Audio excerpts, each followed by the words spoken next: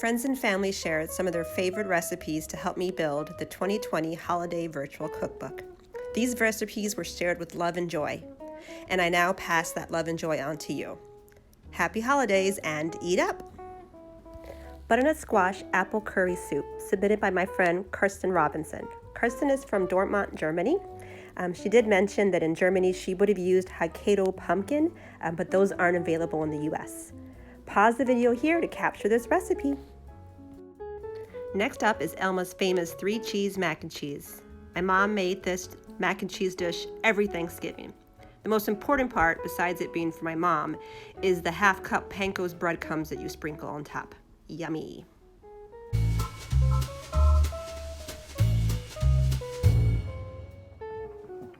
Hi, welcome to Cooking with Ness. Some of you may know me from past Thanksgivings where I would always prepare my world-famous macaroni. Well, today I am upping my game and now I am prepared to make deluxe macaroni. Not only will I show you my recipe, I will be sharing it with the next generation, my 3 kids, wild turkeys. First, fill a pot with water. Great work, Benji. Say hi. Hi. Which way do I pull it? Next, turn on the stove and boil water. Make sure your 6-year-old is supervised.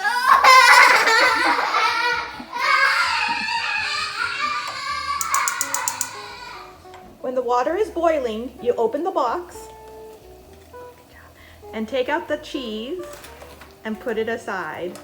And then you pour the macaroni in the boiling water.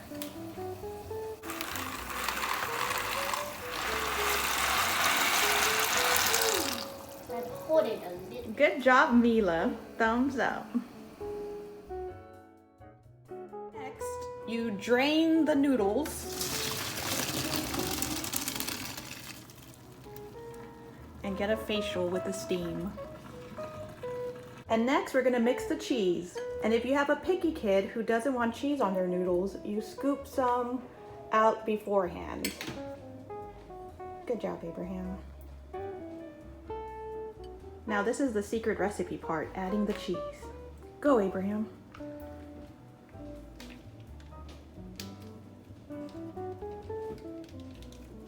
That's so weird. Look at that.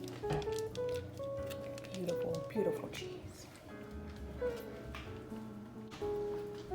And you mix the cheese. And that's a wrap. This is our final product. It's not just mac and cheese, it's deluxe mac and cheese. Hope you enjoyed our not so secret recipe. Have a happy Thanksgiving from our family to yours. Love you. Bye.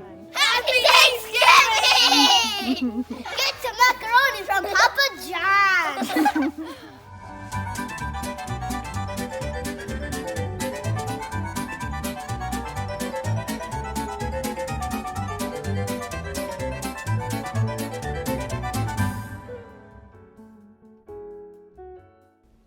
Roasted root vegetable with the miso glaze, submitted by Cynthia Lee. Cynthia is born and bred in Brooklyn, New York, and is the proud mom of 2 young boys. And when she finds time in between play dates and homework, this is one of her favorite recipes. Honey mustard glazed ham, submitted by Dianez Brisita. Dianez is one of my really good friends. I worked with her at the Omni Berkshire place. When the hotel closed, though, Dianez stepped up and she opened her own business. She's one of the most courageous and brave persons I know. This is the top secret Sheffield family cranberry and apple crisp, submitted by Jennifer Hunt. Jennifer is my very dear friend who I met at W. Austin and now lives in Kansas City, Kansas.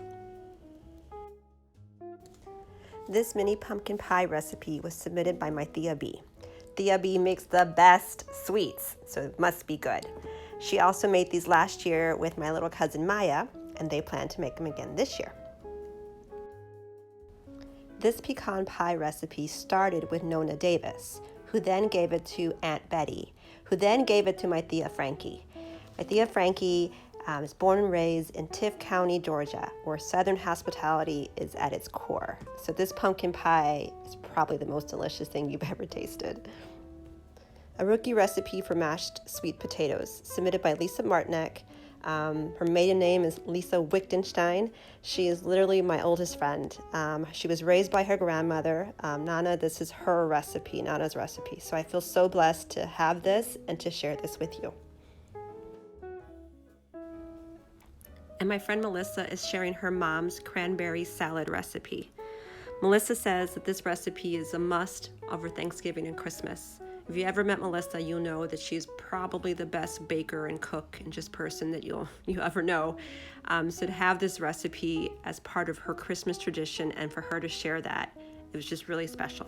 Hello, for my contribution to the virtual cookbook, I am going to make a pumpkin pie. And I know for most of you bakers and chefs, a pumpkin pie seems really remedial. But the last time I tried to make one, which was 10 years ago, Melissa and Dan invited me over for Thanksgiving, and I instead used this sort of thing, cinnamon and sugar mix, instead of like cinnamon and sugar, and so it tasted like crap. So I'm going to try it again, and we're going to make a pumpkin pie for our virtual Thanksgiving. So for our ingredients, we're going to need a pumpkin pie mix. I mean, if you're a pro, I think you could actually take the pumpkin and make, mix, but we're gonna do that. Sugar, salt, cloves, evaporated milk. What is this? Ginger, cinnamon, see, cinnamon and sugar separate. Eggs, you need a 9-inch pie shell, and probably most important is to take your Cool Whip out of the freezer and put it in the fridge because you'll need it for the topping. Oven should be preheated to 450 degrees. Let's get started. So pretty simple. You put everything of the ingredients that's off the jar into a bowl and stir it. Obviously, if you are more fancy, you might have a mixer. I just use a spoon. Stir, stir, stir till everything is properly mixed. Then you pour your mixture into your pie shell. I actually had more mixture, but it looks pretty full, and based on my track record with pies, I decided not to use all of that filling. Put it in the oven for 15 minutes, then you reduce the heat to 350. Okay, fingers crossed. So my dear friend Jennifer told me to put aluminum foil around the crust in the last 20 minutes of baking, so I tried to do that. All right, so my pie is all done. I've actually cut a little piece here, so the moment of truth, obviously I put Cool Whip on it. Let's see how it tastes.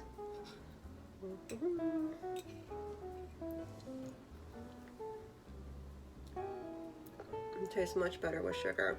It's pretty good. Happy holidays. Bye.